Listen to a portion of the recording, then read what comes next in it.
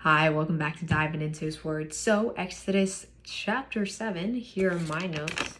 I don't know how many yours are, but these are mine. This makes the word make sense to us. So, verse 1, then the Lord said to Moses, see, I have made you like God to Pharaoh, and your brother Aaron will be your prophet.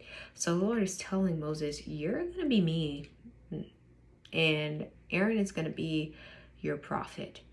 And Aaron's going to be the one who's going to tell Pharaoh to let my people go. Let my people go. But I'm going to harden Pharaoh's heart, and he's not going to let my people go.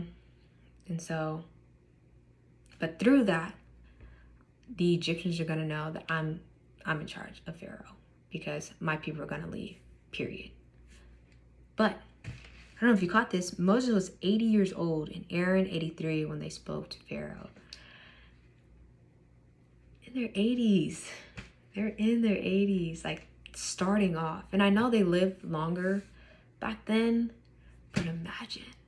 Can you imagine? Man, I couldn't. I could not. But Moses and Aaron were commanded to go present themselves to Pharaoh, and then Aaron's supposed to throw a staff in front of Pharaoh, and that staff was going to turn into a snake. So they do that.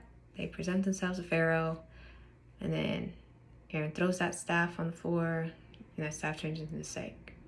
But Pharaoh, I know you caught this. Pharaoh got his magicians and sorcerers to throw their staff on the floor, and it turned to a snake, to a whole snake. But then Aaron's staff swallowed up those other ones. But still, Pharaoh's heart was still hard, and he said, no, I'm not going to let your people go. Verse 14, and the Lord said to Moses, Pharaoh's heart is unyielding.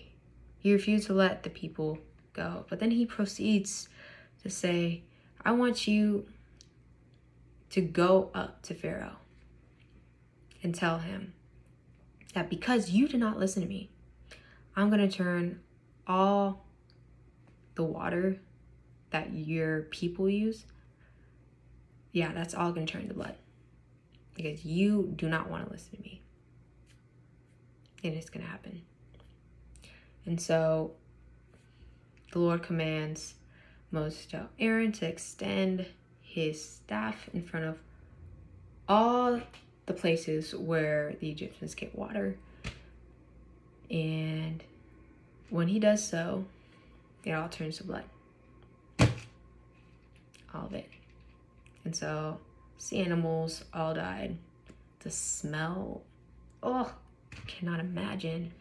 And Egyptians weren't able to get water. They were not able to get water.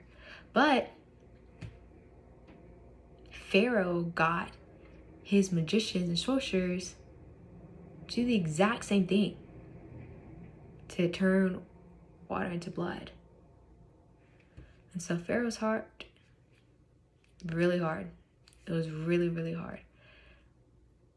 But what I started thinking, I was like, then why didn't you turn the blood back into water for your people to drink? He couldn't do that, huh?